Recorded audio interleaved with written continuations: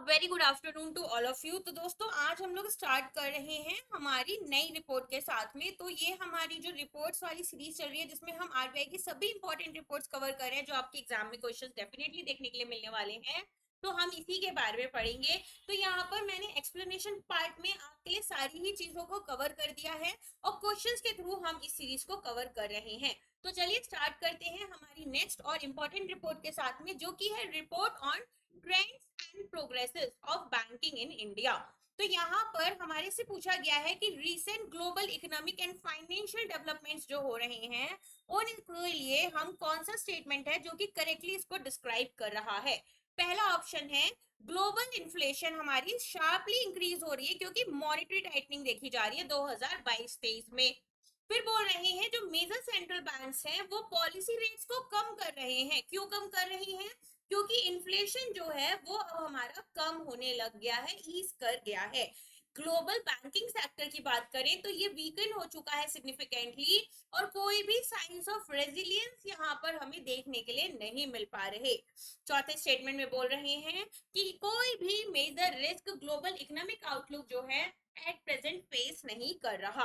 अब ageing population और climate change की बात करें तो ये बोल रहे हैं कि इसका मिनिमल इंपैक्ट हमें देखने के लिए मिलेगा हमारे ग्लोबल इकोनॉमिक रिस्क में। तो ऑफ कोर्स यहाँ पर इसका आंसर बी हो जाएगा कि हमने ये देखा जैसे आरबीआई ने भी अपने पॉलिसी रेट्स को कम करना शुरू किया, सिमिलरली यहाँ पर अलग अलग सेंट्रल बैंक्स जो हैं वर्ल्ड के वो सेम चीज अपना रहे हैं। ग्लोबल इन्फ्लेशन और इकोनॉमी अगर हम इनकी बात करें तो यहाँ पर आप देखेंगे कि ग्लोबल मॉनेटरी जो है वो आपकी टाइटन हो रही है 2022-23 में। इन्फ्लेशन आपका कम हो रहा है, साथ में यहाँ पर एक सॉफ्ट हमें लैंडिंग होते हुए दिख रही है।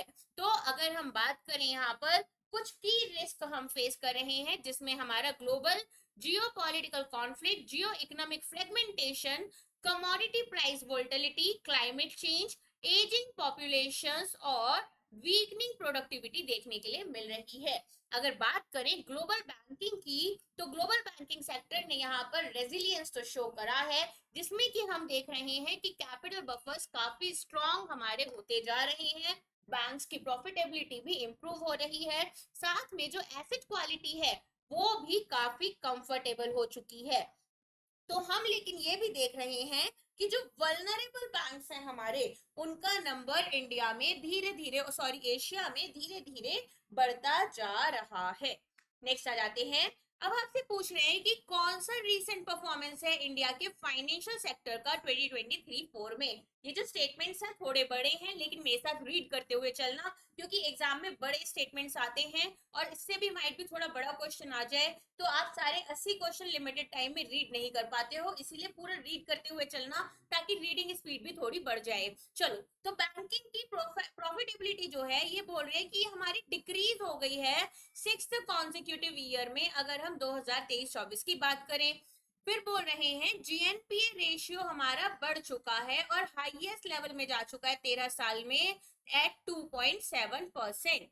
तीसरा बोल रहे हैं एनबीएफसी जो है वो यहाँ पर क्रेडिट ग्रोथ जो है इनकी काफी वीक है और क्रेडिट क्वालिटी भी डिटोरिएट हो रही है, खराब हो रही है। फिर बोल रहे हैं बैंक्स ने लोएस्ट यहाँ पर ग्रॉस एनपीए रेशियो अपना अचीव करा है 13 साल में लेकिन प्रॉफिटेबिलिटी बढ़ रही है। और पांचवा स्टेटमेंट बोल रहे हैं इंडियन बैंकिंग सेक्टर ने कैपिटल बफर्स को डिक्लाइन देखा है और प्रॉफिटेबिलिटी का भी डिक्लाइन देखा है। तो बताओ कौन सा स्टेटमेंट यहाँ पर करेक्ट होगा। करेक्ट आपसे पूछा गया है। तो हमने देखा कि बैंक जो हैं अभी काफी अच्छा जीएनपीए में परफॉर्म कर रहे हैं। लास्ट क्लास में जब मैंने आपको फाइनेंशियल स्टेबिलिटी रिपोर्ट पढ़ाई थी तब भी यही सेम बात बोली कि जीएनपीए और एनएनपीए दोनों ही हमारे कम हो रहे हैं। तो बैंक्स ने यहाँ पर लोएस्ट जीएनपीए अचीव करा है लास्ट 13 इयर्स में एंड अलोंग विद दैट यहाँ पर हमारी जो प्रॉफिटेबिलिटी है और एनबीएफसी रेजिलियंस है वो इम्प्रूव हो रहा है। नेक्स्ट अगर हम बात करें इंडियन बैंकिंग सेक्शन की तो यहाँ पर हमारा जीएनपीए 2.7% है। एनबीएफसी जो है ये क्रेडिट एक्सपेंशन अपना शो कर रहे हैं, क्रेडिट क्वालिटी बढ़ी है, प्रॉफिटेबिलिटी बढ़ी है और कैपिटल बफर्स जो हमें यहाँ पर अलग अलग बफर्स मेंटेन करने हैं वो भी अच्छे चल रहे हैं। कौन कौन से कैपिटल बफर्स हमें मेंटेन करने होते हैं? एक होता है काउंटर साइक्लिक कैपिटल बफर, एक आपका होता है capital conservation buffer, right, and साथ में हमें यहाँ पर करार भी अपना मेंटेन करना होता है, तो we are doing good on that perspective. Next आ जाते हैं, कौन सा स्टेटमेंट है जो आरबीआई की recent regulatory and supervisory approach हमें रिफ्लेक्ट कर रहा है? तो RBI currently post event corrections के ऊपर फोकस कर रहा है। दूसरा बोल रहे हैं कनेक्ट टू रेगुलेट प्रोग्राम जो है आरबीआई का, वो यहाँ पर एग्जामिन कर रहा है कि किस तरीके से स्टेक होल्डर्स ने इनपुट्स दिए हैं हमारे रेगुलेटरी प्रोसेसेस में।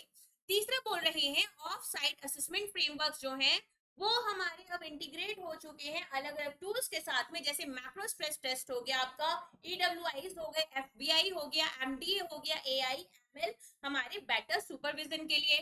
फोर्थ बोल रहे हैं सुपरविजन जो है वो हमारी टेक्नोलॉजिकली ड्रिवन टूल्स जो हैं उनको कंप्लीटली इग्नोर कर रहा है। देन ये बोल रहे हैं कि आरबीआई जो है वो रिलाई कर रहा है केवल और केवल ऑन साइट इंस्पेक्शन पे, लेकिन कंसल्टेटिव प्रोसेसेस को ये फॉलो नहीं कर रहा। तो अब आपको बताना है कौन सा स्टेटमेंट करेक्ट होगा। तो ऑफ साइट असेसमेंट्स तो हम करते ही हैं, साथ में हम कंसल्टेटिव प्रोसेसेस भी लेकर चलते हैं। तो आरबीआई करेंटली एक ऐसा कल्चर, एक ऐसी अप्रोच फॉस्टर कर रहा है जहां पर हम कनेक्ट टू रेगुलेट प्रोग्राम के साथ जा रहे हैं, जिसमें डेडिकेटेड वेबसाइट सेक्शन दिया गया है जहां वेरियस स्टेक होल्डर्स अपना इनपुट दे सकते हैं। Who are the stakeholders in terms of banking? अगर हम बात करें यहाँ पर स्टेक होल्डर्स में आपके इन्वेस्टर्स आ सकते हैं, गवर्नमेंट आती है, बैंक एम्प्लॉइज भी आ जाते हैं, राइट। इसके अलावा यहाँ पर जो हमारे क्लाइंट्स होते हैं एंड रेगुलेटरी बॉडीज, सभी लोग एक स्टेक होल्डर बन जाती है जिनका कोई ना कोई किसी ना किसी तरह का इंटरेस्ट किसी ऑर्गेनाइजेशन में होता है, वही उसके स्टेक होल्डर होते हैं। Many of you get confused with shareholder and stakeholder. Share आप ओनरशिप रखते हो, स्टेक होल्डर में आपका इंटरेस्ट होता है, ठीक है। फोकस करेंगे अर्ली डिटेक्शन पर, तो सुपरविजन में हम अब यहाँ पर ये कोशिश कर रहे हैं कि जल्द से जल्द कोई भी अगर रिस्क हम फेस कर रहे हैं तो उसे डिटेक्ट करने के बाद में एक प्री एम्प्टिव करेक्टिव एक्शन ले पाए।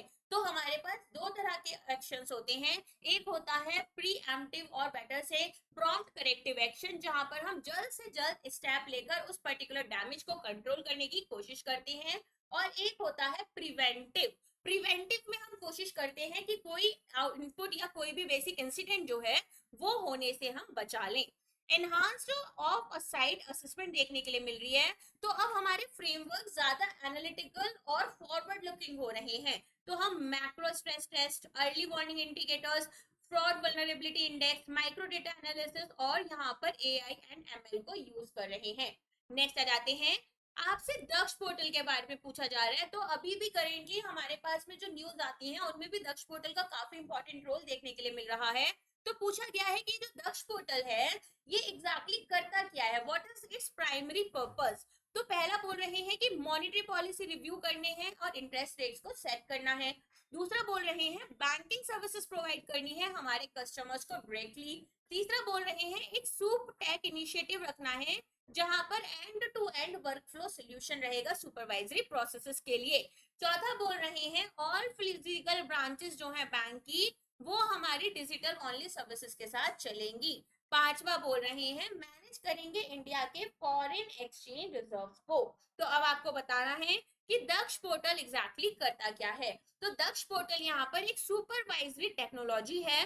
तो यहाँ पर हम सूप टेक इनिशिएटिव लेकर चलते हैं ताकि end to end workflow situation को समझ सके और स्ट्रीमलाइन करें और स्ट्रेंथन करें सुपरवाइजरी प्रोसेसेस को। नेक्स्ट क्वेश्चन पर आते हैं, यहाँ पर पूछा गया है कि कौन सा स्टेटमेंट करेक्टली रिफ्लेक्ट कर रहा है आरबीआई के रीसेंट रेगुलेटरी मेजर्स और कंसर्न्स को। पहला है अनसिक्योर्ड लैंडिंग ग्रोथ, जो कि हमारा अनचेक्ड रहा है डिस्पाइट की हाई लेवल के डेलिक्वेंसी लेवल्स हमें देखे जाने पड़ रहे हैं। दूसरा बोल रहे हैं ऑल टॉप अप लोन्स जो है हमारे अगेंस्ट मूवेबल एसेट्स, अब हम इनको अनसिक्योर्ड मानेंगे। अगर इमूवेबल एसेट्स हुए तो प्रॉपर्टी प्लांट इक्विपमेंट्स हो जाते हैं। मूवेबल एसेट्स में आपके यहाँ पर व्हीकल्स भी हो सकते हैं, राइट। तो यहाँ पर आपको क्रेडिट अप्रेजल पर्पस के लिए अगर हम यहाँ पर क्रेडिट अप्रेजल करवाना है तो हमारे पास जितने भी मूवेबल एसेट्स हैं इन्हें अब हम यहाँ पर क्या कंसिडर कर रहे हैं, इन लोन्स को हम अनसिक्योर्ड मानकर चल रहे हैं। ये वैसे ही हो गए जैसे कोई कोलेटरल अटैच्ड नहीं है।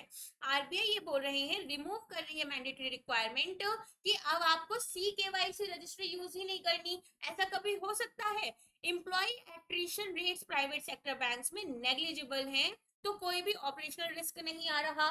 गोल्ड लोन्स जो हैं वो फुल्ली डिरेगुलेट हो चुके हैं और कोई ओवरसाइट नहीं है और ओवरसीइंग प्रैक्टिसेस। तो बताओ कौन सा यहाँ पर आंसर करेक्ट होगा? तो जो मैंने अभी आपको अनसिक्योर्ड लोन वाला पार्ट समझाया है यही आपका आंसर यहाँ पर रहेगा, अनसिक्योर्ड लैंडिंग। अब मैक्रो प्रूडेंशियल मेजर्स लिए जा रहे हैं ताकि हम जो हाई क्रेडिट ग्रोथ हमें देखने के लिए मिली है अनसिक्योर्ड लोन्स में, अनसिक्योर्ड लोन्स जहां पर कोई भी कोलेटरल आपका अटैच्ड नहीं है, अब इनको हम मॉडरेशन की तरफ ले जाएंगे। आरबीआई यहाँ पर बैंक से बोल रहा है कि सुनो, अब आपको प्रूडेंस और अवॉइड करने हैं एक्सुबरेंस को, तो हाई सीलिंग यहाँ पर सेट करनी है बाय सम एंटिटीज, और डेलिक्वेंसी लेवल्स जो हैं वो भी हमें यहाँ पर बोली गई हैं एनहांस करने के लिए हमारा विजिलेंस। ठीक है। गोल्ड लोन्स की बात करें तो बहुत ज्यादा इरेगुलरिटीज हमें गोल्ड लोन्स में देखी जा रही हैं। तो सभी regulated entities like our scheduled commercial banks, RRBs और बेटर से एनबीएफसीज, तो जितने भी हमारे अर्बन कोऑपरेटिव बैंक्स हैं जो भी यहाँ पर गोल्ड लोन दे रहे हैं सभी को बोला गया है कि कॉम्प्रिहेंसिव रिव्यू पॉलिसी बनाओ और यहाँ पर प्रैक्टिसेस लेकर आओ जिससे कि आप एजुकेट कंट्रोल्स रख सको ओवर आउटसोर्स एक्टिविटीज। तीसरा, टॉप अप लोन्स की बात हो रही है, तो जितने भी टॉप अप लोन्स हमारे अगेंस्ट मूवेबल एसेट्स हैं उनको अब हम अनसिक्योर्ड लोन की तरह ट्रीट करते हुए क्रेडिट अप्रेजल और एक्सपोजर पर्पसेस के लिए यहाँ पर रिस्क मिटिगेट करने में हेल्प लेंगे। नेक्स्ट आ जाते हैं फोर क्लोजर या फिर प्री पेमेंट पेनल्टीज। तो आरबीआई यहाँ पर कंसिडर कर रहा है कि प्रोहिबिट करे levying these charges on floating rate terms loans to MSE. ठीक है। तो यहाँ पर अब आरबीआई ने क्या बोल रखा है कि भाई ये जो अगर आपके पास कोई भी एमएसई आता है और बोलता है कि मैं अपना लोन पहले से प्रीपे करना चाहता हूँ तो इनके ऊपर एक्स्ट्रा पेनल्टी चार्जेस मत लगाओ, ये सारी चीजें छोड़ दो ताकि यहाँ पर हम इन बिजनेसेस की ग्रोथ को प्रमोट कर सकें। नेक्स्ट यहाँ पर प्राइवेट क्रेडिट मार्केट्स की बात हो रही है। तो हमारा जो मार्केट साइज है इंडिया में वो बहुत बड़ा नहीं है, तो यहाँ पर हम क्या देख रहे हैं कि काफी क्लोज इंटरलिंकेज देखा जाता है बैंक्स और एनबीएफसीज में। स्पेशली अगर मैं बात करूं रूरल सेक्टर्स की या रिमोट सेक्टर्स की तो एनबीएफसीज का बहुत इंपॉर्टेंट रोल रहता है। तो यहाँ पर हम सिस्टमिक कंसर्न्स जो हैं इनको एड्रेस कर रहे हैं और रेगुलेटरी आर्बिट्रेज की पॉसिबिलिटी भी देख रहे हैं। नो योर कस्टमर, तो अमेंडमेंट्स देखी गई हैं, चेंजेस देखे गए हैं हमारे सीकेवाईसी में जहां पर वेरिफिकेशन और पीरियोडिक अपडेशन की बात की गई है कस्टमर डिटेल्स की कितने टाइम के अंदर अंदर, 7 डेज की टाइम लिमिट के अंदर। तो यहाँ पर अकाउंट्स अगर हमारे फ्रोजन है, स्टाफ सपोर्ट प्रॉपर नहीं है, फेलियर है कि भाई रिकॉर्ड्स अपडेट नहीं किए जा रहे हैं, और बहुत बार जो डायरेक्ट बेनिफिट ट्रांसफर गवर्नमेंट करती है अपनी स्कीम्स के थ्रू वो भी प्रॉपरली देखने के लिए नहीं मिल रहा, तो ऑपरेशनल गैप्स देखने के लिए मिल रहे हैं। एम्प्लॉय एट्रिशन की बात करें तो एट्रिशन रेट होता है कि कितने एम्प्लॉयज छोड़कर जा रहे हैं, तो ये काफी हाई हो चुका है प्राइवेट सेक्टर बैंक्स में और स्मॉल फाइनेंस बैंक में, जहां पर कि हम देखेंगे कि अगर एक एवरेज एम्प्लॉय एट्रिशन रेट किसी भी प्राइवेट सेक्टर बैंक में 25% है, राइट, तो which is not a very good number. Next आ जाते हैं, आपसे पूछा गया है कि कौन सी ऐसी डेवलपमेंट है जो आरबीआई के इनिशिएटिव्स हमारे पेमेंट एंड सेटलमेंट स्पेस में शो कर रहे हैं। तो अब आपको बताना है, पहला बोल रही है बेनिफिशियरीज नेम लुकअप जो है वो आपका लिमिटेड रहेगा टू यूपीआई एंड आईएमपीएस, जहां पर कि कोई प्लान नहीं है हमारा कि हम इसे फर्दर एक्सटेंड करें। चेक ट्रंकेशन सिस्टम यहाँ पर क्लियरिंग साइकिल जो है उसको शॉर्टन करने के लिए बोला गया है to just a few hours, कैसे, ऑन रियलाइजेशन सेटलमेंट। तीसरा बोल रहे हैं कि इंडिया जो है, इन्होंने promoting the global acceptance of its payment instruments यहाँ पर रोका है। प्रोजेक्ट नेक्सस की बात हो रही है कि ये केवल डोमेस्टिक यूपीआई ट्रांजेक्शन्स जो है इंडिया में उसके ऊपर फोकस करेगा। और लास्ट यहाँ पर है कि हम लोग पेमेंट एग्रीगेटर्स को रेगुलेट करेंगे, लेकिन यहाँ पर जो हमारे payment aggregator payment point of sale entities हैं, ठीक है, इनको हम एक्सक्लूड करेंगे। तो अब आपको बताना है कौन सा स्टेटमेंट करेक्ट रहेगा। तो यहाँ पर आपका आंसर क्या है? बी आपका आंसर है कि जो चेक ट्रंकेशन सिस्टम है ना, यहाँ इसको हम शॉर्टन कर रहे हैं, छोटा कर रहे हैं to just a few hours. तो और ये कैसे होगा आपका? On realisation settlement. तो पेमेंट एंड सेटलमेंट सिस्टम की बात कर लेते हैं। सबसे पहले पेमेंट एग्रीगेटर्स, तो जितने भी हमारे ऑनलाइन पेमेंट एग्रीगेटर्स हैं, इनको बोला गया है कि अब आप यहाँ पर payment aggregator point of sale यहाँ पर अचीव करो ताकि सिनर्जी आए और कन्वर्जेंस हो स्टैंडर्ड्स का। फिर बेनिफिशियरी नेम लुकअप में फैसिलिटी जो है, इसमें हम ये देखेंगे कि जो रिसीवर है, बेनिफिशियरी कौन होते हैं? जिनको पैसा मिल रहा है, ठीक है। तो ये आपका एक्सटेंड हो रहा है यूपीआई और आईएमपीएस से, ताकि हम रियल टाइम ग्रॉस सेटलमेंट कर पाए और नेशनल इलेक्ट्रॉनिक फंड ट्रांसफर यहाँ पर कवर कर सकें, ताकि कोई भी अगर रॉन्ग क्रेडिट या फ्रॉड्स हुए हैं तो उन्हें हम कम करें।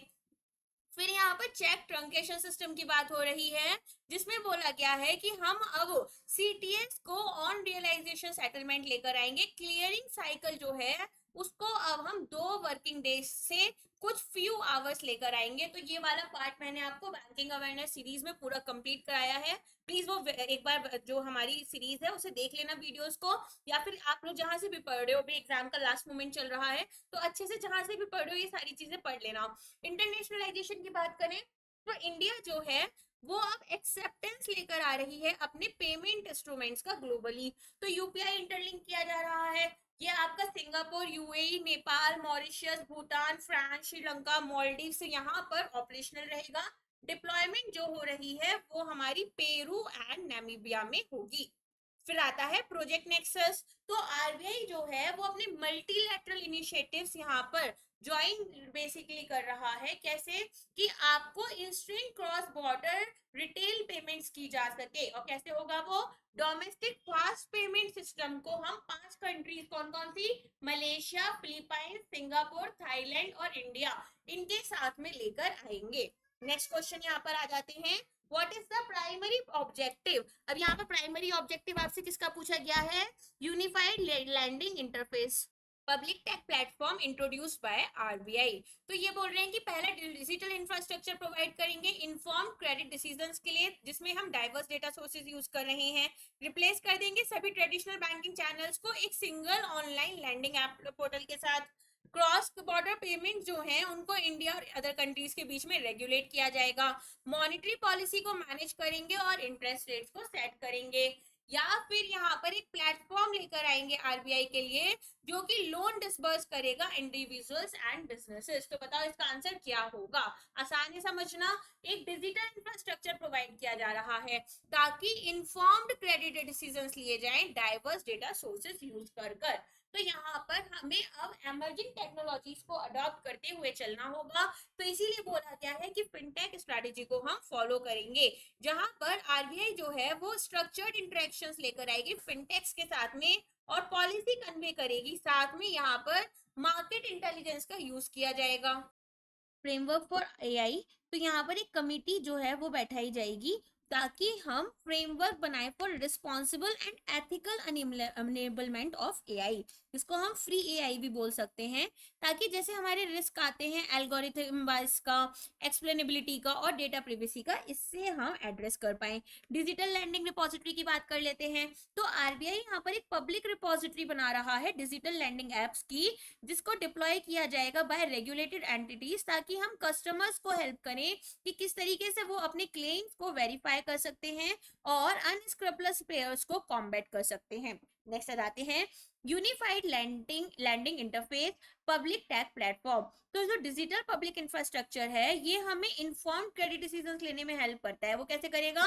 एक्सेस दे सकते हैं हम क्रिटिकल फाइनेंशियल, नॉन फाइनेंशियल और अल्टरनेट डेटा की। नेक्स्ट अगर हम बात करें प्रोग्रेस की, तो यहाँ पर 6 लाख लोन्स जो हैं, जिसका अमाउंट 27,000 करोड़ तक है, वो डिसबर्स किया गया, जिसमें 1.6 जो 60 लाख जो हैं वो हमारे एमएसएमई लोन्स रहे हैं वर्थ 14,500 करोड़ रुपीज। पार्टिसिपेशन की बात करें तो 36 लैंडर्स जो हैं उनको ऑनबोर्ड किया गया, जिसमें कि 50 डेटा सर्विसेज को हमने यूज किया है। इसमें हमारे land records from 6 state, satellite services etcetera use किए गए हैं। सेंट्रल बैंक डिजिटल करेंसी की बात करें रिटेल की, तो हमारे ये जो पायलट प्रोजेक्ट रहता है ये अभी P2P और P2M ट्रांजेक्शन चेक कर रहा है, peer to peer and peer to merchant transaction. New features की बात करें तो प्रोग्रामेबिलिटी, जहां पर हम डिफाइंड बेनिफिट्स और एक्सपेंडिचर्स को दिखाएंगे, एंड ऑफलाइन फंक्शनैलिटी जहां पर हम प्रॉक्सिमिटी और नॉन प्रॉक्सिमिटी बेस्ड जाकर इनको टेस्ट किया जा रहा है इन ए क्लोज यूजर ग्रुप। नेक्स्ट आ जाते हैं MuleHunter.ai। ये हमारा मॉडल था जिसको पायलट किया आरबीआई ने। अब ये क्यों किया जा रहा है?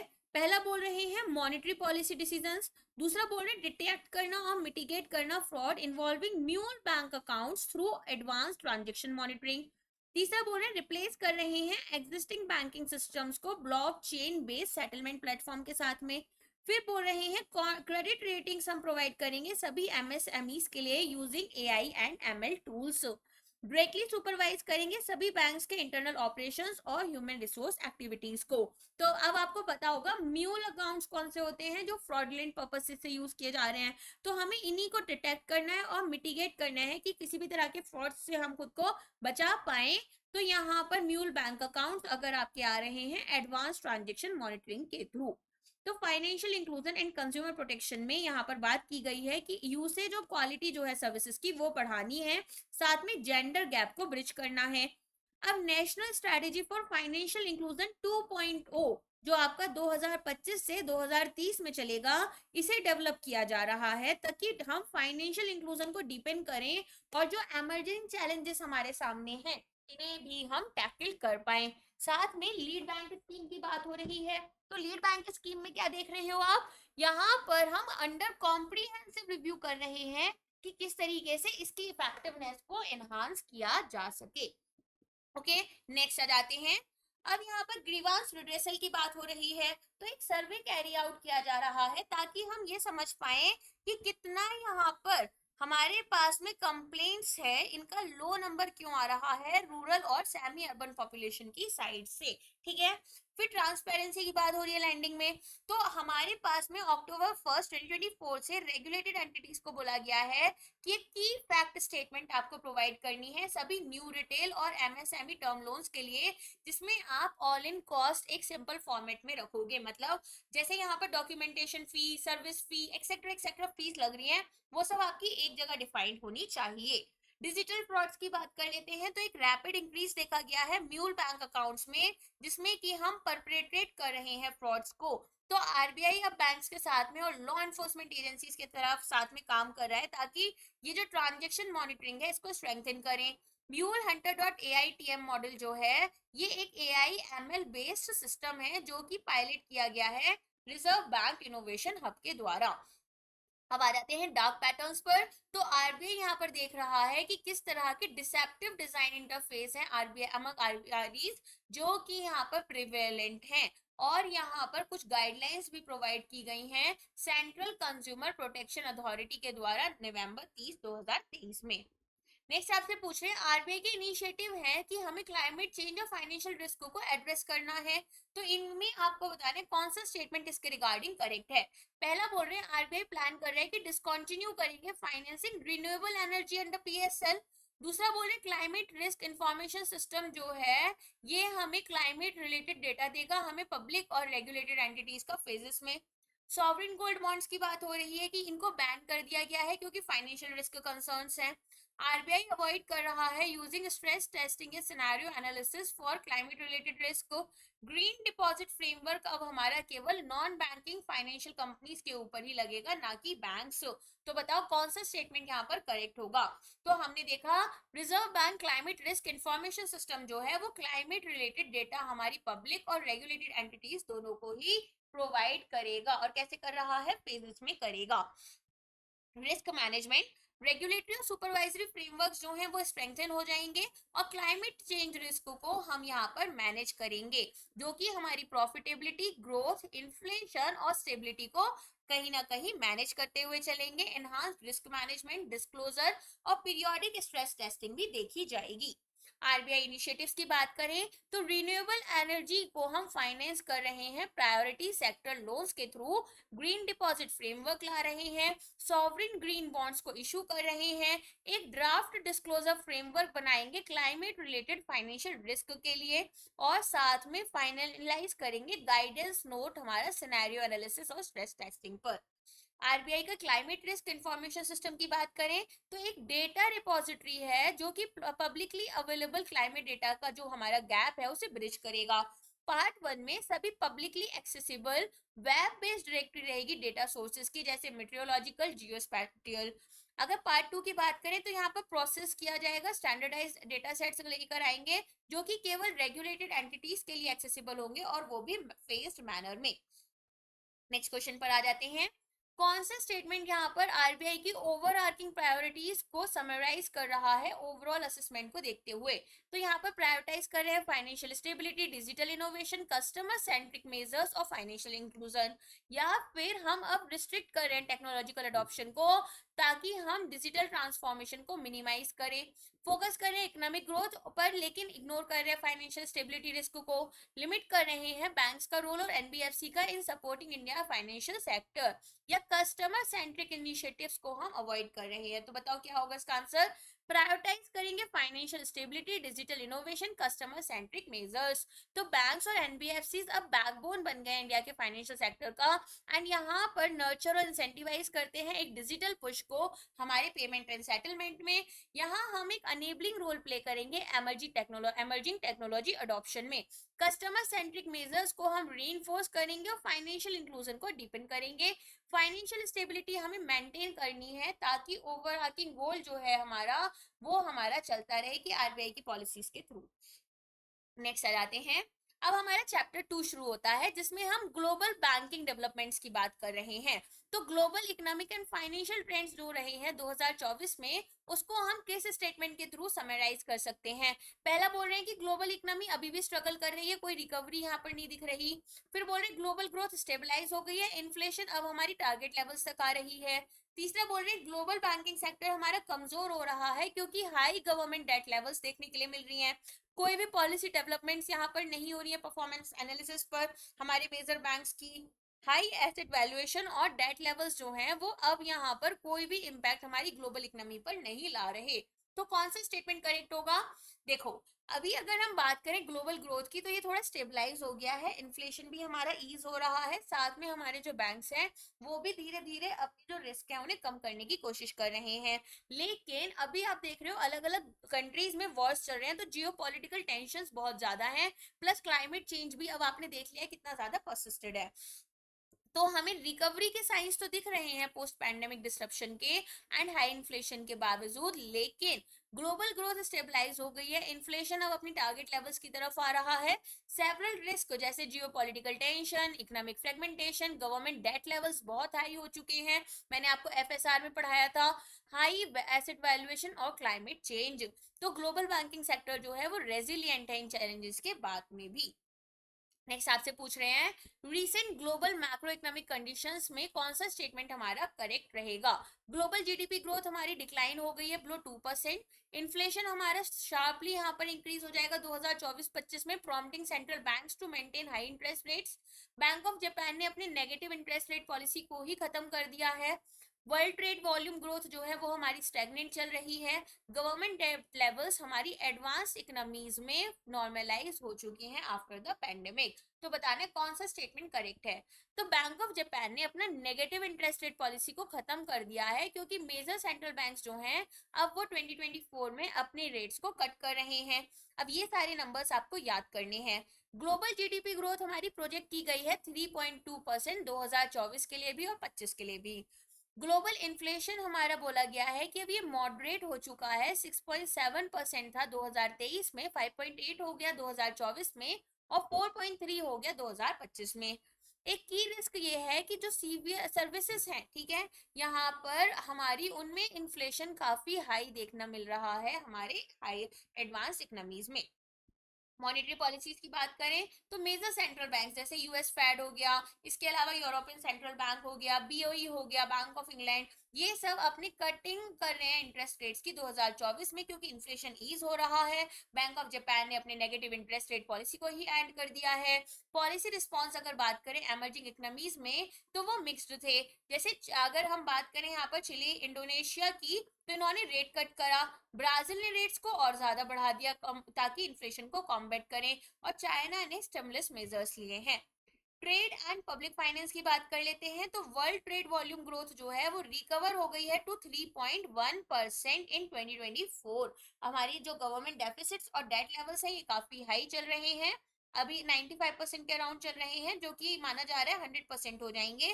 तो ये स्पेशली हमारी एडवांस इकोनॉमीज में हो रहे हैं। तो चैलेंजेस हमें देखने के लिए मिल रहे हैं टाइट फाइनेंशियल एनवायरनमेंट में। नेक्स्ट क्वेश्चन है, कौन सा स्टेटमेंट करेक्टली समराइज कर रहा है recent global banking policy developments को? तो बाजल 3 फ्रेमवर्क इंप्लीमेंटेशन जो है उसको बंद कर दिया गया है मार्च 2023 के बैंकिंग टर्मोइल की वजह से। रिवीजन किया गया है जी सिप्स का यहाँ पर असेसमेंट मेथोडोलॉजी का, और अब हम यहाँ पर एनुअल एवरेजेस निकालेंगे रेदर देन कि केवल यहाँ पर ईयर एंड वैल्यू निकाले। रेगुलेटर्स यहाँ पर डिप्रायोरिटाइज कर रहे हैं क्लाइमेट और नेचर रिलेटेड फाइनेंशियल रिस्क को। G20 का रोड मैप जो है वो हमने फुल सक्सेस अचीव कर लिया in improving cross border payment world wide. You जो है यहाँ पर अवॉइड कर रहा है रेगुलेटिंग आर्टिफिशियल इंटेलिजेंस। तो बताओ यहाँ पर कौन सा आंसर करेक्ट होगा?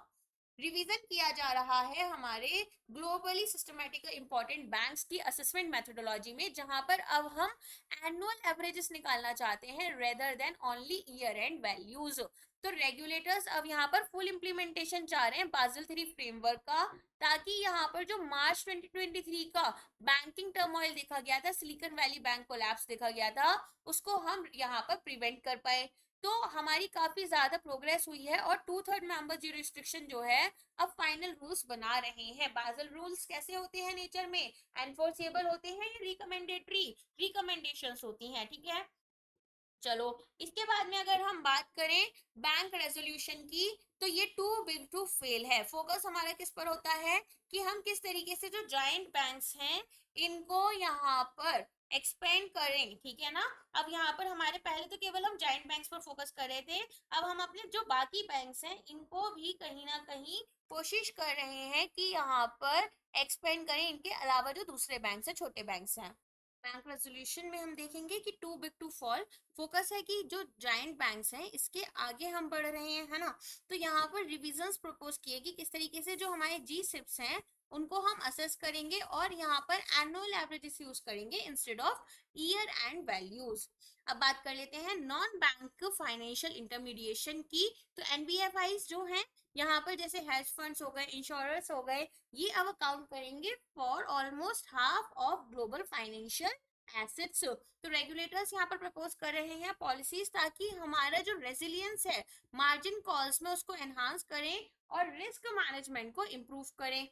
क्रॉस बॉर्डर पेमेंट्स की बात कर लेते हैं तो यहाँ पर आप देखेंगे कि जो हमारे पास में G20 का रोड मैप है, इसमें हम क्रॉस बॉर्डर पेमेंट्स को चीपर, फास्टर और ट्रांसपेरेंट बनाने की कोशिश कर रहे हैं।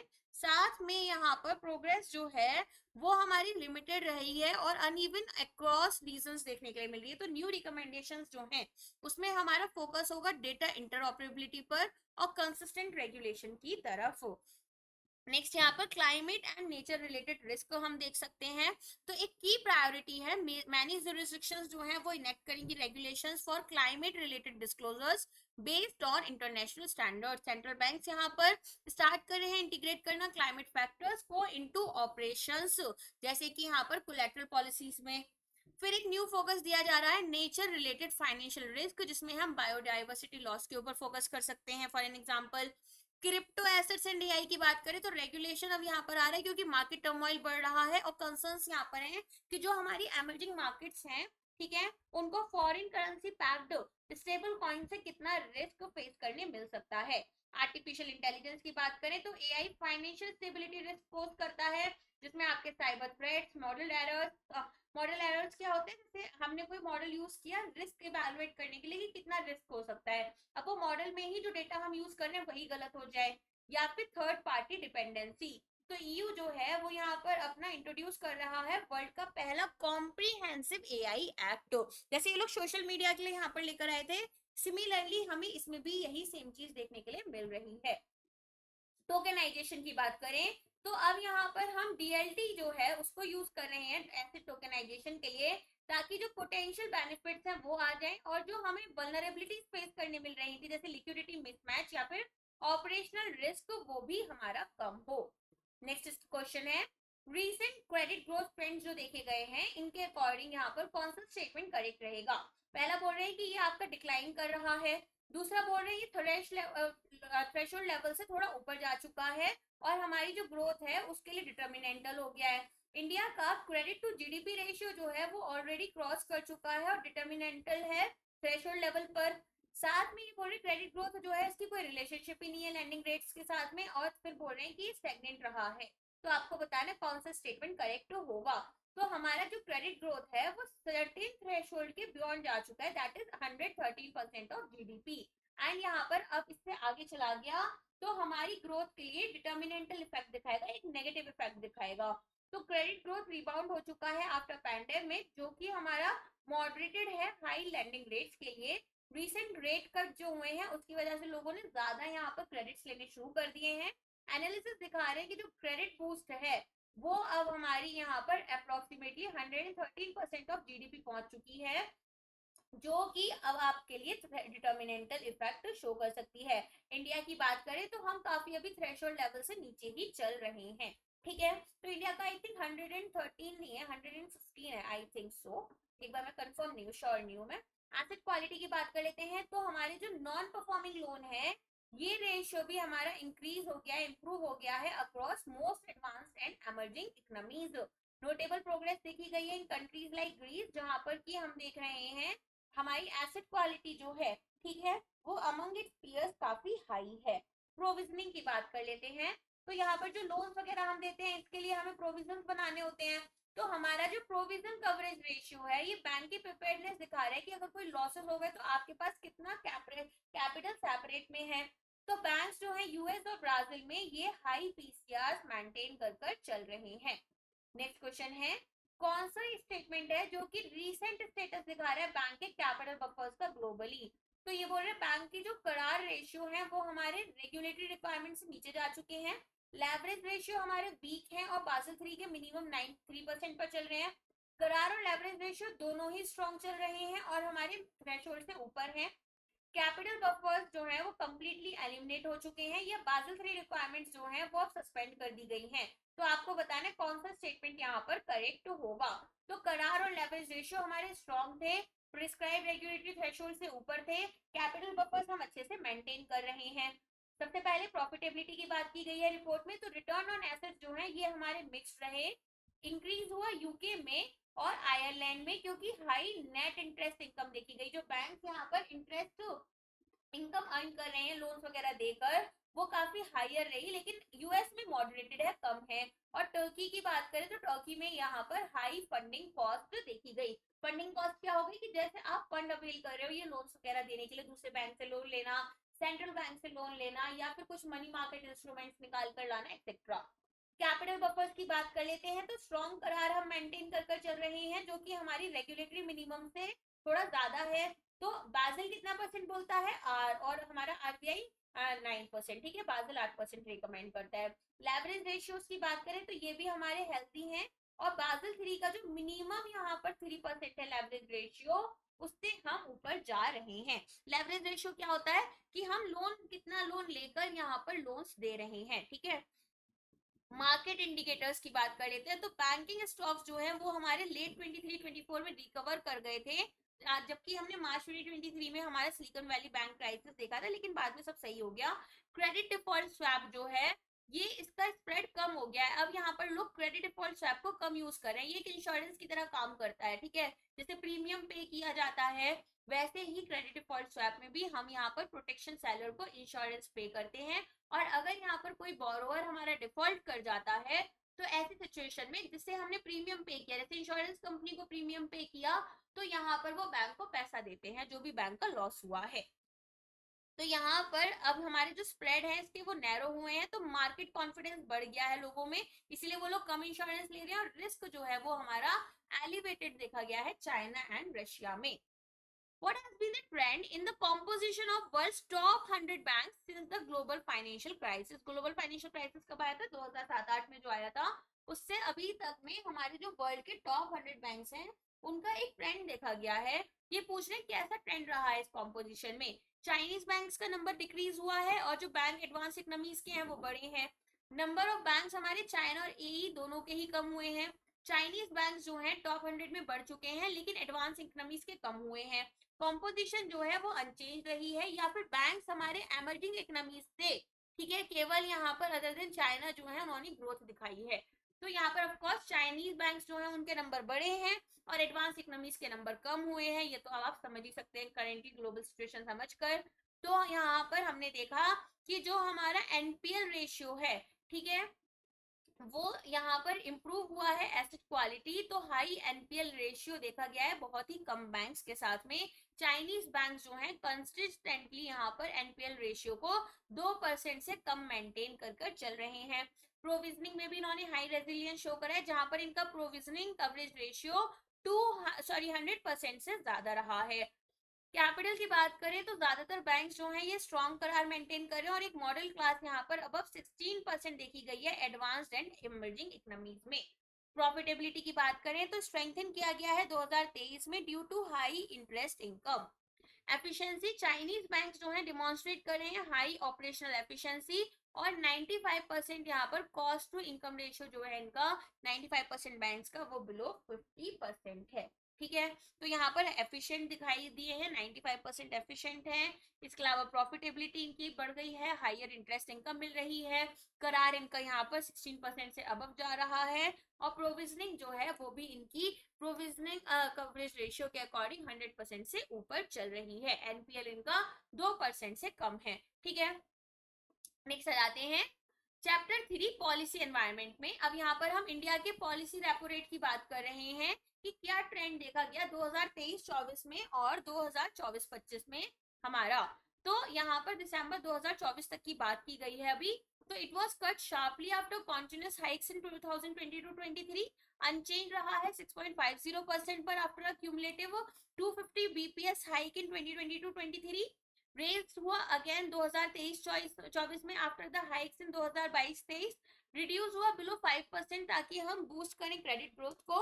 लिंक किया गया इसको directly to global central banks rate decision. तो यहाँ पर अब आपको आंसर करना है। Monetary policy stance and rates की बात कर लेते हैं। तो पॉलिसी रेपो रेट्स जो है वो अनचेंज रहे 6.5% पर थ्रू आउट 22-23-24 और 2024-25 में। इसके अलावा एक क्यूमुलेटिव हाइक देखा गया है 2022-23 में 250 बीपीएस का, मतलब कि 2.50% यहाँ पर हमारा जो रेपो रेट वगैरह थे इसमें हाइक देखा गया था। स्टांस चेंज की बात करें तो मॉनेटरी पॉलिसी कमेटी जो है पहले ये यहाँ पर विड्रॉल ऑफ अकोमोडेशन पर थी, अब ये न्यूट्रल पर आ गई, ठीक है। कैश रिजर्व रेशियो की बात करें, ये दिसंबर 2024 तक की बात हो रही है, याद रखना। कैश रिजर्व रेशियो में अभी कौन सी चल रही है हमारी, अकोमोडेटिव। चलो अब यहाँ पर आरबीआई ने डिसाइड किया है कि सीआरआर जो है कैश रिजर्व रेशियो इसको 4% पर लेकर आ जाएंगे of net demand and time liabilities in 2 tranches. And यहाँ पर हम अपनी जो लेवल है वो 2022 से पहले जो थी वही रखेंगे। नेक्स्ट आ जाते हैं। आपसे पूछा जा रहा है लिक्विडिटी मैनेजमेंट ट्रेंड जो है इंडिया में, इनके रिगार्डिंग कौन सा स्टेटमेंट करेक्ट रहेगा। अगर नेट हम अपनी बात करें लिक्विडिटी एडजस्टमेंट फैसिलिटी की, तो ये पोजीशन हमारी रिमेन रही in continuous net injection made across all 3 years. Share जो था स्टैंडिंग डिपॉजिट फैसिलिटी एब्जॉर्प्शन का, वो टोटल एब्जॉर्प्शन में 78% रहा। Marginal standing facility borrowing consistently हमारी 1 लाख करोड़ से ऊपर रही। नेट एब्जॉर्प्शन जो हुआ अंडर एलएएफ वो हमारा 0 के पहुंच गया आफ्टर 22-23। रिवर्स रेपो जो है ये हमने डिसकंटिन्यू कर दिया लिक्विडिटी फ्रेमवर्क में। तो बताओ कौन सा स्टेटमेंट करेक्ट होगा। शेयर जो है एसडीएफ एब्जॉर्प्शन का वो हमारा 78% रहा है 2023-24 में। अगर बात करें नेट एलएएफ पोजीशन की, तो एब्जॉर्प्शन हुआ 1.9 लाख करोड़ का, इंजेक्शन हुआ 485 करोड़ का, तो नेट एब्जॉर्प्शन यहाँ पर जो है वो आपका 0.65 लाख करोड़ रहा। फिर यहाँ पर एसडीएफ एब्जॉर्प्शन की बात की गई है, एवरेजेस देख लेना 2022-23, 23-24 और 24-25 यहाँ पर, ठीक है। तो यहाँ पर ये एप्लीकेबल नहीं था। 2023-24 में 78% टोटल एब्जॉर्प्शन का था, दैट इज 0.90 लाख करोड़, और 1.3 लाख करोड़ रहा आपका यहाँ पर 2024-25 में दिसंबर 17 2024 तक। एमएसएफ बोरिंग की बात करें तो ये आपका 0.06 लाख करोड़, 0.50 लाख करोड़ और 0.07 लाख करोड़ रहा। WACR की बात कर लेते हैं यहाँ पर, तो एवरेज यहाँ पर 6.63, ठीक है, हमारी परसेंट रही 2023-24 में। ये क्या है, वेटेड एवरेज कैपिटल रेस जो हमारी, ठीक है। तो यहाँ पर ये 5.39% थी 2022-23 में, अब 6.54% हो गई है 2024-25 में। ICRR कंटिन्यूएशन की बात करें, इंक्रीमेंटल कैश रिजर्व रेशियो, तो इसमें आप क्या देख रही हैं कि यहाँ पर ये आपका 10% है। लिवाई कर रहे हैं इसको एनडीटीएल ग्रोथ में बिटवीन May 19 एंड July 28 2023, और डिसकंटिन्यू किया गया था इसको फेस्ड मैनर में। फ्लेक्सिबिलिटी की बात कर लेते हैं, तो रिवर्सल हुआ एसडीएफ और एमएसएफ फैसिलिटीज का, जो कि अलाउ किए गए थे even during weekends and holidays. As per RBI's recent measures on risk management and compliance, यहाँ पर आपसे कुछ क्वेश्चंस पूछे गए हैं। April 30, 2024 गाइडेंस नोट जो था हमारा ऑपरेशनल रिस्क कवर्स में, ठीक है, ये आपका कमर्शियल बैंक्स, AIFI, NBFCs और सर्टेन कोऑपरेटिव बैंक्स को ले रहा है अंडर 3 पिलर्स, और यहाँ पर 17 प्रिंसिपल्स हैं। दूसरा बोल रहे जुलाई 15, 2024 मास्टर डायरेक्शंस आई थी फ्रॉड रिस्क मैनेजमेंट में, ताकि हम बोर्ड की जो रोल है फ्रॉड डिटेक्शन में उसे यहाँ पर हटा पाए। अगस्त 5, 2024 में एक ड्राफ्ट सर्कुलर आया क्रेडिट मॉडल रिस्क एलिमिनेट करने के लिए, जो हमारी नीड्स हैं इंडिपेंडेंट मॉडल वेटिंग या वैलिडेशन की। ऑपरेशनल रिस्क गाइडेंस की यहाँ पर बात हो रही है, तो ये बोल रहे हैं कि ये जो नोट आया था ये शेड्यूल कमर्शियल बैंक्स और हमारे बेसिकली इन पर सिर्फ शेड्यूल कमर्शियल बैंक्स पर लगेगा, ना कि एनबीएफसी और एआईएफआईस पर। फिर बोल रहे फ्रॉड रिस्क मैनेजमेंट डायरेक्शन जो थी जुलाई 2024 में, वो डिस्करेज कर रही हैं use of early warning signals and red flag accounts. तो हमें बताना है कौन सा आंसर यहाँ पर करेक्ट होगा। एक बार अच्छे से इन सारी चीजों को हम पढ़ लेते हैं। तो सबसे पहले ऑपरेशनल रिस्क क्या होता है, जो हमारे डे टू डे ऑपरेशंस होते हैं उनमें होने वाले लॉसेस अगर हमारे पास हैं, ठीक है। तो यहाँ पर ये बोल रहे हैं कि ऑपरेशनल रिस्क एंड रेजिलियंस के लिए आरबीआई ने एक गाइडेंस नोट निकाला था, जो कि हमारा 3 पिलर्स के ऊपर बिल्ट था और 17 प्रिंसिपल्स थे, जिसमें हम ऑपरेशनल रिस्क मैनेजमेंट को कवर कर रहे थे। तो सभी कमर्शियल बैंक्स, कोऑपरेटिव बैंक्स, कुछ कुछ एआईएफआई और सभी एनबीएफसी हमारे यहाँ पर कवर्ड थे। फ्रॉड रिस्क मैनेजमेंट के लिए बात करें तो मास्टर डायरेक्शन इशू की गई थी जुलाई 15, 2024 में। तो ये प्रिंसिपल बेस्ड थे और स्ट्रेंथन किया रोल ऑफ द बोर्ड, जहां पर इन्होंने बोला कि अर्ली वार्निंग सिग्नल्स और रेड फ्लैग अकाउंट्स के लिए जो फ्रेमवर्क है उसको थोड़ा और इंप्रूव करेंगे, एनहांस करेंगे। मॉडल रिस्क की बात कर लेते हैं, तो यहाँ पर इन्होंने बोला कि हमें कुछ प्रिंसिपल्स जैसे कि clarity, detailed documentation, independent model waiting validation जो है वो चाहिए क्रेडिट मॉडल्स के लिए जो हमारे आरईज यूज कर रहे हैं। तो क्रेडिट रेटिंग, क्रेडिट हमारे स्कोर्स के लिए जो भी हमारी अलग अलग एजेंसीज होती हैं वो जो मॉडल्स यूज कर रही हैं वो अच्छे मॉडल्स होने चाहिए, बेसिकली ये बात कही गई है। नेक्स्ट जाते हैं, as per the revised housing finance companies prudential guidelines issued on August 2012 और 2024, न्यू रिक्वायरमेंट्स क्या है लिक्विड एसेट्स के लिए और पब्लिक डिपॉजिट सीलिंग्स के लिए। लिक्विड एसेट्स आपके 10% है फ्रॉम 8%, पब्लिक डिपॉजिट सीलिंग्स आपकी 3 टाइम्स एनओडब्ल्यू हो चुकी हैं। इसके अलावा यहाँ पर दूसरा बोल रहे हैं 20% है, इसको देख लेते हैं इसका आंसर ना प्रॉपरली।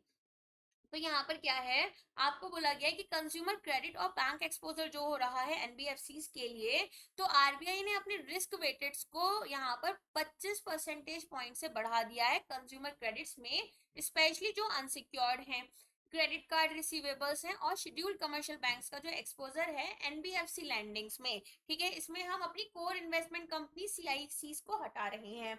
बल्क डिपॉजिट्स डेफिनेशन की बात करें तो जून 7, 2024 में यहाँ पर इसको क्या किया, रिवाइज किया गया टू अ सिंगल रूपी term deposit of 3 crore rupees and above for scheduled commercial banks and small finance banks and 1 crore and above for local area banks and regional rural banks.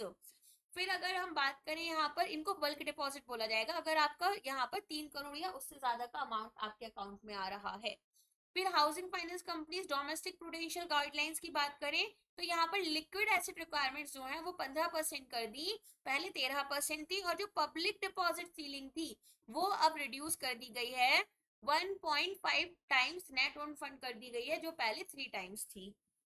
Wilful और लार्ज डिफॉल्टर्स के लिए इन्होंने बोला कि यहाँ पर जो हमारा फ्रेमवर्क है NBFC middle and above layers के लिए, NBFC middle and upper layers हो गए, non scheduled commercial urban cooperative banks, tier 3 and tier 4 local area banks, regional rural banks, housing finance company और एआईएफआईज, ठीक है, इनके लिए एक फाइनल मास्टर डायरेक्शन निकाली गई जिसमें बोला गया कि जितने भी एनपी अकाउंट्स आपके 25 लाख रुपए या उससे ज्यादा के हैं उनको आप रिव्यू करा करोगे विद इन 6 मंथ्स। फिर यहाँ पर नेक्स्ट है, as per the recent regulatory changes regarding the trading book under held for trading. Trading book कौन सी होती है जिसमें आप यहाँ पर 90 डेज या उससे कम के लिए अगर आपके पास कोई एसेट रख रहे हो तो उसके बारे में आपको कहाँ लिखना होता है, अपनी यहाँ पर ट्रेडिंग बुक में लिखना होता है। तो 90 डे होल्डिंग सीलिंग जो थी हमारी होल्डिंग हेल्ड फॉर ट्रेडिंग में इंस्ट्रूमेंट्स में, उसको रिटेन किया गया, और ट्रेडिंग बुक आइडेंटिफिकेशन जो है अब ऑप्शनल है। Clearly identifiable trading book under HFT is required, but जो 90 डे का होल्डिंग सीलिंग है वो अब हटा दिया गया है। होल्डिंग पीरियड हमारे एचएफटी इंस्ट्रूमेंट का अब रिड्यूस कर दिया गया है 60 डेज में। एचएफटी क्लासिफिकेशन जो है वो अबॉलिश कर दिया गया है। यहाँ पे ट्रेडिंग बुक आइडेंटिफिकेशन जो है वो केवल फॉरेन बैंक्स पर लगेगी। तो क्या आंसर है यहाँ पर, यहाँ पर जो 90 डे का सीलिंग था अब उसको इन्होंने हटा दिया है। तो सितंबर 12 2023 में प्रिंसिपल बेस्ड क्लासिफिकेशन करने की बात की गई। सीलिंग हमारी जो है वो हेल्ड टू मैच्योरिटी के ऊपर से हटा दी गई। नॉन एसएलआर सिक्योरिटीज जो हमने हेल्ड टू मैच्योरिटी रखी हुई थी उनको इंक्लूड कर लिया है। सिस्टमिक ट्रीटमेंट किया जाएगा फेयर वैल्यू गेन्स और लॉसेस का। यहाँ पर clearly identifiable trading book under HFT होना चाहिए, और जो 90 डेज का सीलिंग था वो हटा दिया। अब यहाँ पर पोस्ट इम्प्लीमेंटेशन एनालिसिस की जाएगी ताकि ये समझ पाए कि जो एचटीएम है वो हमारी अनलार्जली वे में, यहाँ पर सॉरी लार्जली अनचेंज ही रही, कोई खास हमारी जो बुक्स थी बैंकिंग बुक्स उन पर डिफरेंस नहीं आया, ठीक है। इसके अलावा यहाँ पर इन्होंने क्या बोला कि हमने रिंग फेंस करना था कोर बिजनेसेस को बाय अलाउइंग यहाँ पर ये particular permissible business. NBFC subsidiaries जो है बैंक की वो scale based regulation applicable to upper layer NBFC comply करेंगी। नेक्स्ट आ जाते हैं, as per the revised norms issued on January 17, 2024, what is the new requirement for urban cooperative banks to be included in second schedule? तो यहाँ पर second schedule में अगर किसी भी अर्बन कोऑपरेटिव बैंक को जाना है तो इनका मिनिमम करार कितना होना चाहिए, ये आपका 3% यहाँ पर above the minimum regulatory requirement. जैसे 9% मांगा गया है शेड्यूल कमर्शियल बैंक से, अगर तो फिर 12% किसके लिए रहेगा, अर्बन कोऑपरेटिव बैंक के लिए। तो PCF framework prompt corrective action framework हमारा लेकर आए हैं जिसमें कि आपको बोला गया है कि अब यहाँ पर ये एप्लीकेबल होगा टीयर 2, टीयर 3 और टीयर 4 अर्बन कोऑपरेटिव बैंक्स में। Tier 1 urban cooperative banks already enhance monitoring के अंडर आते हैं। बीडीडीआर ट्रीटमेंट की बात कर लेते हैं, तो यहाँ पर फाइनेंशियल ईयर 2024-25 से जितने भी रेगुलेटरी प्रोविजंस हैं वो हमारे चार्ज होंगे as an expense to profit and loss account, ताकि हम यूनिफॉर्मिटी और कंप्लाइंस करें अकाउंटिंग स्टैंडर्ड्स का। कौन से अकाउंटिंग स्टैंडर्ड्स हमें फॉलो करने होते हैं, इंडियन अकाउंटिंग स्टैंडर्ड्स फॉलो करने के लिए बोला गया है कि धीरे धीरे आप इंडियन अकाउंटिंग स्टैंडर्ड्स पर आ जाओ। इंक्लूजन होगा सेकेंड शेड्यूल का, तो यहाँ पर रिवाइज नॉर्म्स में बोला गया है कि कम से कम करार जो है वो आपका मिनिमम रेगुलेटरी रिक्वायरमेंट से 3% ज्यादा होना चाहिए। प्रवाह पोर्टल की बात हो रही है जो आरबीआई ने मई 2024 में लॉन्च किया था। तो पूछ रहे इसका पर्पस क्या है, रियल टाइम क्रेडिट रेटिंग यहाँ पर बताई जाएगी इंडिविजुअल और बिजनेसेस की, अनेबल करेंगे इंडिविजुअल एंड एंटिटीज को कि ऑथराइजेशन ले लें, लाइसेंस या फिर regulatory approvals from RBI through a secure web based platform. तो ये मैंने आपको ऑलरेडी करवाया हुआ है पुरानी वीडियोस में, तो इसका आंसर ऑफ कोर्स बी ही हो जाता है, ठीक है। तो fintech and emerging technology repositories की बात करें तो यहाँ पर इंफॉर्मेशन कैप्चर होगी on fintech entities and adoption होगा एमर्जिंग टेक्नोलॉजीज का, जैसे कि आपका artificial intelligence, money sorry machine learning है, क्लाउड है, डीएलटी है बाय आरईज जितनी भी रेगुलेटेड एंटिटीज हैं, और यहाँ पर हम एडिंग पॉलिसी अप्रोच रखेंगे। एसआरओ फ्रेमवर्क यहाँ पर प्रोवाइड किया गया है सेल्फ रेगुलेटरी ऑर्गेन, ठीक है, यहाँ पर हमारे फिनटेक्स के लिए। तो यहाँ पर एनकरेज किया गया है कि आप सेल्फ रेगुलेशन करोगे। Fintech association for consumer empowerment को एक एसआरओ एफटी बताया गया है। कमर्शियल बैंक्स वगैरह जो होते हैं ऑथराइज डीलर्स, इनके लिए एक ऑर्गेनाइजेशन होती है इसी तरह से फिमडा, ठीक है। और यहाँ पर अब हमारे लिए फिनटेक्स के लिए कौन सी है ये भी याद रखना, fintech association for consumer empowerment. अब बात कर लेते हैं प्रभा पोर्टल की। तो यहाँ पर हम प्लेटफॉर्म लेकर आए हैं for regulatory application validation and authorisation. Launch होगा ये मई 28 2024 में, जहां पर एक सिक्योर वेब बेस्ड पोर्टल होगा इंडिविजुअल एंटिटीज के लिए। ऑथराइजेशन, लाइसेंस, रेगुलेटरी अप्रूवल हमें आरबीआई से लेना है और ईज ऑफ डूइंग बिजनेस को फैसिलिटेट करना होगा। दिसंबर 6 2024 में आरबीआई ने अपनी इंटरेस्ट रेट सीलिंग्स जो हैं foreign currency non resident accounts में, ठीक है, उनका हमारा जो सीलिंग था for deposit for 1 to less than 3 years maturity वो रिवाइज किया है। तो न्यू सीलिंग क्या है और कब से ये एप्लीकेबल होगी, कब तक एप्लीकेबल यहाँ पर रहेगी? तो overnight ARR alternate reference rate plus 250 BPS और अवेलेबल रहेगी दिसंबर 31 2024 से, या फिर 300, या फिर देखो मैं आपको इसको समझा देती हूँ। ऑल्टरनेट रेफरेंस रेट क्या है? पहले हमारे पास लाइबोर रेट होता था, इंटरनेशनल रेट्स होते हैं, बेंचमार्क रेट्स होते हैं, ठीक है।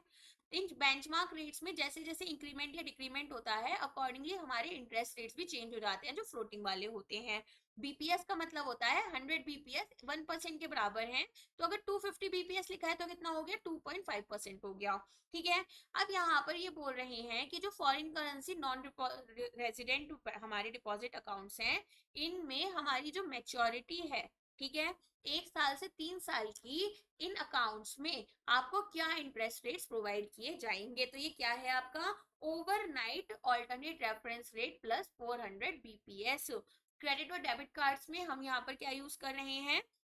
मास्टर डायरेक्शंस अमेंड की गई हैं ताकि हम जो भी जनरल परमिशन है वो हमें मिल गई है बैंक्स और स्पेसिफाइड एनबीएफसीज को कि आप को ब्रांडिंग पार्टनर्स बन सकते हो और फॉर्म फैक्टर्स यहाँ पर इशू कर सकते हो क्रेडिट कार्ड के लिए। कार्ड नेटवर्क्स की बात करें तो आरबीआई ने यहाँ पर बोला है कि जितने भी कार्ड इशूअर्स हैं जिनके पास more than 10 lakh active cards हैं वो कस्टमर्स को यहाँ पर मल्टीपल कार्ड नेटवर्क का एक ऑप्शन प्रोवाइड करेंगे ताकि यहाँ पर एक्सेसिव टाई अप्स ना हो अलग अलग बैंक्स और एनबीएफसीज के या फिर बैंक्स के। अनक्लेम डिपॉजिट्स की बात की गई है कि जो यहाँ पर हमारे पास में डिपॉजिट्स हैं, ठीक है, अगर 10 साल या उससे ज्यादा के लिए क्लेम नहीं किए गए हैं तो उनको हमें क्या करना है? उसके लिए यहाँ पर कुछ गाइडलाइंस प्रोवाइड की गई हैं जिसमें कि बोला गया है कि वीडियो बेसिकली आपका वीडियो कस्टमर आइडेंटिफिकेशन प्रोसेस होता है जिसको हम बीसीआईपी भी बोलते हैं, ठीक है, और उद्गम पोर्टल को आपको यूज करना है ताकि कस्टमर्स जो हैं वो डिपॉजिट्स को लोकेट कर पाए। अब यहाँ पर foreign currency non resident accounts जो हैं इनमें बोला गया है कि यहाँ पर जो कैपिटल इनफ्लो है इसको अट्रैक्ट करने के लिए हम ओवरनाइट ऑल्टरनेट रेफरेंस रेट के साथ साथ यहाँ पर 4% ज्यादा इंटरेस्ट प्रोवाइड करेंगे जो पहले 250 बेसिस पॉइंट था, और ये आपका मार्च 31 2025 तक अवेलेबल थी फैसिलिटी। ऐसा क्यों कर रहे थे? ताकि ज्यादा से ज्यादा फॉरेन करेंसी हमारे पास आए, हमारे पास फॉरेन करेंसी रिजर्व्स जो थे वो कहीं ना कहीं कम हो रहे थे, इसी पर्पज से इसको करा गया, ठीक है। नेक्स्ट आ जाते हैं, what were the key changes introduced in RBI's revised framework on hedging FX risk in January 2024? तो यहाँ पर हमें बताना है कि क्या क्या की चेंजेस आए। पहला बोल रहे हैं रिड्यूस किया गया number of permitted foreign exchange derivative products और रिमूव किए गए यूजर क्लासिफिकेशन। एक्सपेंड किया गया suite of permitted FX derivative products. Refine किया गया यूजर क्लासिफिकेशन। कंसोलिडेट किए गए instructions into a single master direction. Limited hedging activities यहाँ पर प्रोवाइड की गई only to banks dealing in foreign currency assets. Introduce किया गया एफएक्स रिस्क को hedging only for exporters and not for importers. Remove किया गया सभी रेगुलेटरी ओवरसाइट को ऑन एफएक्स डेरिवेटिव ट्रांजैक्शंस। तो अब आपको बताना है कि आरबीआई का जो यहाँ पर एफएक्स रिस्क को हेज करने के लिए फ्रेमवर्क आया था इसमें क्या की चेंजेस आए। तो यहाँ पर इन्होंने बोला है कि सबसे पहले तो जो हमारे permitted foreign exchange derivative products हैं इनके सूट को एक्सपेंड करना है जिसमें यूजर क्लासिफिकेशन को और ज्यादा रिफाइन किया गया और जो इंस्ट्रक्शंस थे उनको हम एक सिंगल मास्टर डायरेक्शन में ले आए। तो कमर्शियल पेपर्स एंड यहाँ पर आपके एनसीडीज की बात कर लेते हैं सबसे पहले। तो यहाँ पर इन्होंने बोला है कि डिफॉल्ट हैंडलिंग, स्टैंडर्डाइज इश्यूएंस और स्ट्रेंथन किया जाएगा डिस्क्लोजर फॉर हमारा सीपीज एंड एनसीडीज। ठीक है, तो यहाँ पर बेसिकली हमें रैशनलाइज करना है कि ज्यादा डिफॉल्ट ना हो, हैज करना है फॉरेन एक्सचेंज रिस्क को। तो यहाँ पर हमने परमिट किए हैं एफएक्स डेरिवेटिव प्रोडक्ट्स को थोड़ा और ज्यादा उसमें रिफाइन करा है, यूजर क्लासिफिकेशन कंसोलिडेशन किया है इंस्ट्रक्शन का सिंगल मास्टर डायरेक्शन में। मार्जिन की अगर हम बात करें, मैंने आपको डेरिवेटिव्स में ना फ्यूचर वाले पार्ट में इनको मार्जिन अमाउंट के बारे में बताया था बहुत डिटेल में, वो देख लेना अगर अभी तक नहीं देखा है वीडियो। फाइनेंस सेक्शन में आपको डेरिवेटिव्स का अलग से भी वीडियो मिल जाता है। तो exchange of margins in India and outside India for non centrally clear derivative transactions align करेंगे ये हमारे ग्लोबल बेस्ट प्रैक्टिसेस के साथ में। ठीक है, चलिए अब आ जाते हैं हमारे नेक्स्ट पार्ट में।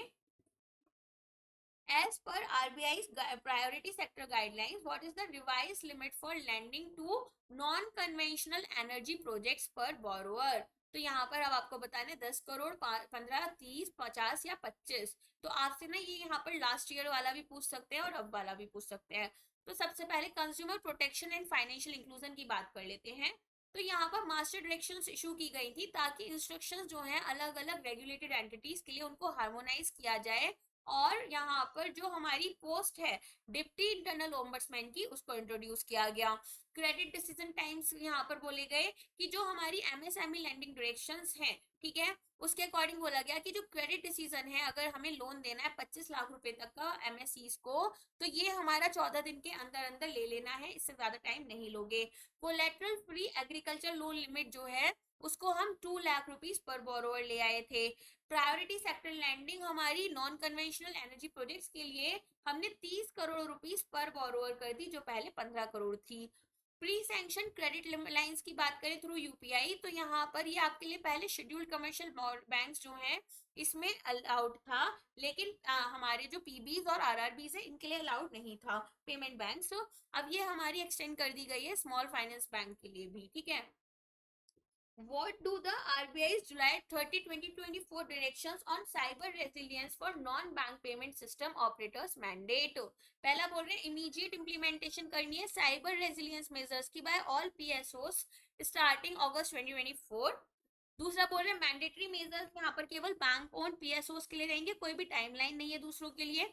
एनहांस इंफॉर्मेशन यहाँ पर security and cyber resilience measures की रहेगी for all authorised non bank PSOs phased in from April 1, 2025 for large entities। Voluntary adoption किया जाएगा साइबर रेजिलियंस गाइडलाइंस का by PSOs at their description. Exclusive application to international PSOs operating outside India. तो अब आपको बताना है यहाँ पर इसका आंसर क्या होगा।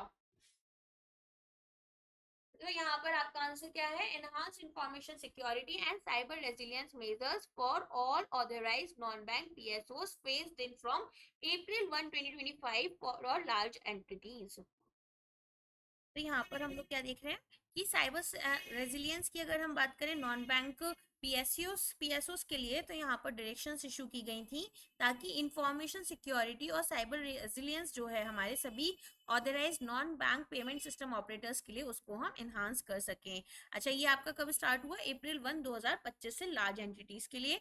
भारत बिल पेमेंट सिस्टम की बात करें तो एक फ्रेमवर्क इन्होंने यहाँ पर रिवाइज किया जिसमें बोला कि जितने भी authorised non bank payment aggregators हैं वो इसमें पार्टिसिपेट कर सकते हैं, और साथ में एस्क्रो अकाउंट्स को मैंडेट करने के लिए बोला गया। इसके अलावा ऑल्टरनेटिव ऑथेंटिकेशन मैकेनिज्म के अंडर यहाँ पर इन्होंने बोला कि जितने भी डिजिटल पेमेंट ट्रांजेक्शन्स हैं इनको हम ऑथेंटिकेट करेंगे एडिशनल फैक्टर्स ऑफ ऑथेंटिकेशन, जिसमें कि एटलीस्ट एक फैक्टर आपका डायनेमिकली क्रिएटेड होगा। ओके, चलिए। अच्छा, अब इसके बाद में ना हम जितना भी डेटा है इस रिपोर्ट में वो सारा हम लोग कॉन्सेप्ट वाइज पढ़ लेते हैं रेदर देन कि हम इसको क्वेश्चंस के थ्रू समझें। ठीक है,